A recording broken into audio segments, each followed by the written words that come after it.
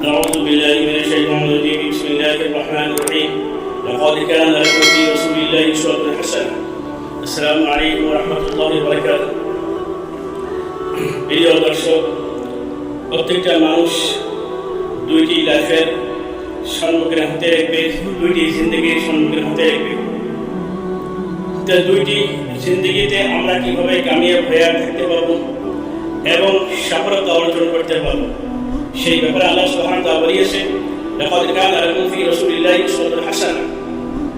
যারা দুনিয়া এবং আখিরাতের জিন্দগি কামিয়াবি অর্জন করতে চাও এবং নিজের জীবনকে শান্তিতে রাখতে চাও, তো অনিবার্য তোমাদেরকে মুহাম্মদ সাল্লাল্লাহু আলাইহি ওয়াসাল্লামের আইডিয়াকে ফলো করতে হবে এবং ওনার জিন্দগিকে ফলো করতে হবে এবং ওনার জিন্দগি প্রত্যেকটা সেকেন্ড, প্রত্যেকটা মিনিট, প্রত্যেকটা ঘন্টা, প্রত্যেকটা মাস, দিন সবগুলো ফলো যারা করবে সেই অনিবার্য সে কামিয়াবি হতে পারবে।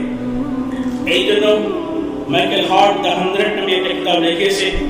মাইকেল হার্ট উনি একটা ইসাই ধর্মের একজন লেখক, আরেকটি কিতাব লিখেছেন দ্য 100।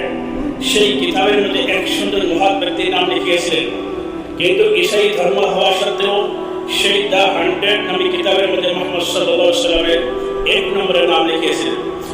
তারপর ওনাকে জিজ্ঞাসা করা হলো, আপনি ইসাই ধর্মের মানুষের মুসলমান ধর্মের প্রফেট মুহাম্মদ সাল্লাল্লাহু আলাইহি ওয়াসাল্লামের নাম কেন 1 নম্বরে লিখলেন? তখন উনি উত্তর দিয়েছেন যে আমি একজন ডাক্তারের জন্য লাইফ রিসার্চ করেছি বা বহুত বড় সাইন্টিস্টের লাইফ জন্য রিসার্চ করেছি। ওদের লাইফের মধ্যে, ওদের জিন্দগির মধ্যে একটাই কথা আমি পেয়েছি যে আমি যদি আরো কিছুদিন বাঁচি থাকতাম তা আমার এই কামটা পূর্ণ হয়ে যেত, এই আধুরা কামটা পূর্ণ করতাম, কিন্তু আমি তো ইন্তেকাল করলাম। এইভাবে প্রত্যেকটা মানুষের লাইফ আধুরা আমি পেয়েছি, শুধু একজন মানুষের লাইফ যেটা পূর্ণ পেয়েছি সেটা মুহাম্মদ সাল্লাল্লাহু আলাইহি ওয়াসাল্লামের লাইফ।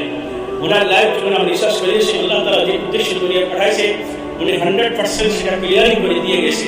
বরং সে উনি এইরকম শিক্ষা অর্জন করিয়েছে যে শিক্ষা গুরু ছাড়া এরকম শিক্ষা উনি পেয়েছে যে শিক্ষা ওনার কাছে ছাত্র হিসেবে যারা অর্জন করিয়েছে সে দুনিয়া এবং আখিরাতের লাইফের মধ্যে সাকসেসফুল হয়ে গিয়েছে। উনি এইরকম শিক্ষা দিয়েছে যে শিক্ষা গুরু ছাড়া এমন মানুষকে শিক্ষা দিয়েছে যে মুহাম্মদ সাল্লাল্লাহু আলাইহি ওয়াসাল্লাম শিক্ষা দিয়েছে সে 100% সাকসেস হয়ে গেছে। কিন্তু আমি যখন একজন বৈজ্ঞানিক এবং সায়েন্টিস্ট বা একজন ডক্টরের জিন্দগি দেখি, নিশ্চয়ই কোনো শিক্ষা গুরুর মাধ্যমে শিক্ষা অর্জন করিয়েছে, তো ওই শিক্ষার মাধ্যমে কোনোদিনও পূর্ণাঙ্গ, কোনোদিনও ক্লিয়ারিং আমি পেয়েছি। সেই জন্য আমি মজবুর হয়ে গেছি মুহাম্মদ সাল্লাল্লাহু আলাইহি ওয়াসাল্লামের নাম আমি একজন ইসাই লেখক বা বড় মানুষ হওয়া সত্ত্বেও আমি দ্য 100 নামে কিতাবের মধ্যে 1 নম্বর নাম লিখেছি। এই জন্য মুহাম্মদ সাল্লাল্লাহু আলাইহি ওয়াসাল্লাম এই হাদিসের মধ্যে বর্ণনা করেছে, কেননা আমরা মুহাম্মদ সাল্লাল্লাহু আলাইহি ওয়াসাল্লামকে ফলো না করে অন্যকে ফলো করবো, সেটা আমাদের বোকামি হবে।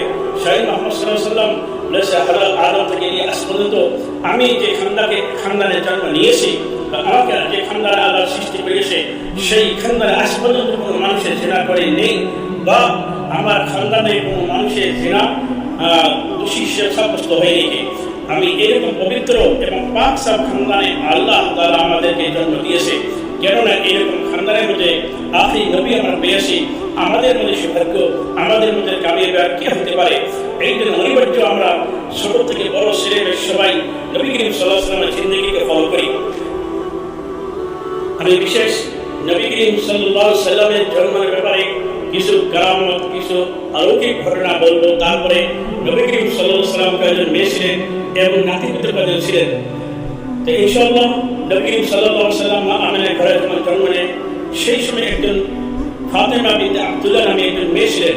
উনি স্বয়ং বলতেছে, যখন নবী করিম সাল্লাল্লাহু আলাইহি ওয়াসাল্লাম আমিনার ঘরে জন্ম নেন, এই ঘরটা বিলকুল আলোকিত হয়ে গেল, আন্দার ঘরটা আলোকিত হয়ে গেল। এটা একটা মুজিজা। আরেকটি মুজিজা আমি স্বয়ং দেখতেছি। কে বলতেছে? ফাতেমা বিনতে আব্দুল্লাহ।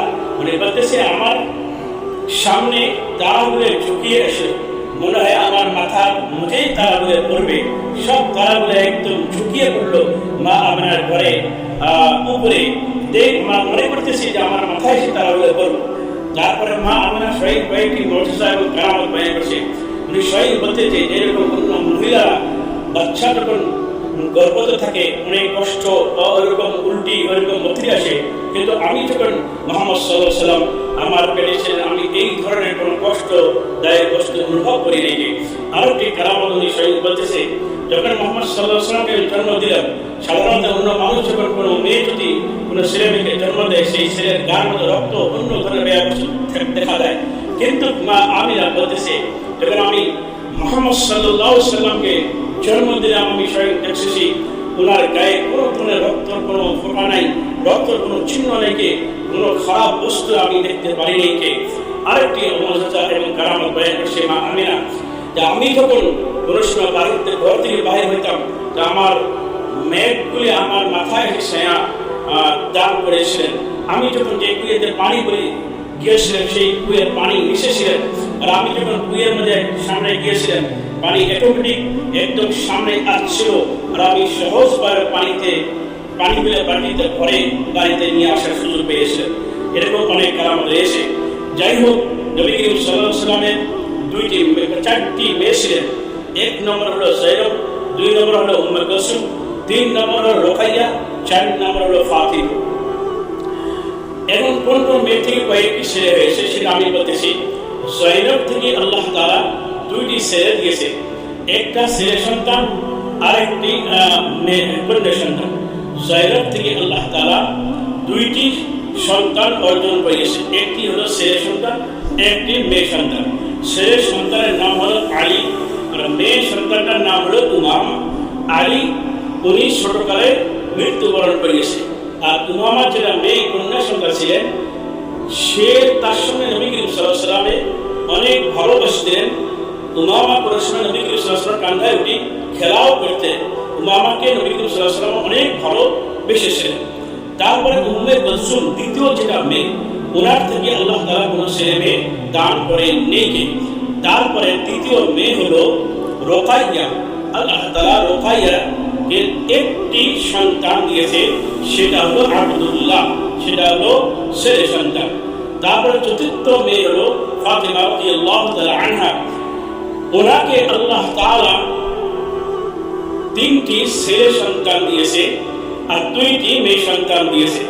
কিন্তু আমরা বেশিরভাগ মানুষের জানি যে আল্লাহ তাআলা নবী করিম সাল্লাল্লাহু আলাইহি ওয়াসাল্লামের নাতি দুইটা হাসান এবং হুসাইন, এই ব্যাপারে আমাদের সবার ধারণা। বরং সে মা ফাতিমার থেকে 5টি সন্তান আল্লাহ তাআলা দিয়েছে। টোটাল হলো 2, 1 আর 5, 2, 1, 5, 8টি টোটাল সন্তান হতেছে। তো মা ফাতিমার থেকে 1 নম্বর সন্তান হলো হাসান, 2 নম্বর সন্তান হলো হুসাইন, 3 নম্বর সন্তান হলো মহসিন, আর 4 নম্বর সন্তান হলো যায়েনব, আর 5 নম্বর সন্তান হলো উম্মে কুলসুম। তো মা ফাতিমার থেকে টোটাল 3 জন ছেলে সন্তান আর 2 জন কন্যা সন্তান। এই যে যায়েনব আর উম্মে কুলসুম, এটা মা ফাতিমা রাদিয়াল্লাহু তাআলা আনহা কন্যা সন্তান, এই দুইটি। তো আল্লাহ তাআলা নবী করিম সাল্লাল্লাহু আলাইহি ওয়াসাল্লামের নাতি 8টি নাতি দিয়েছেন।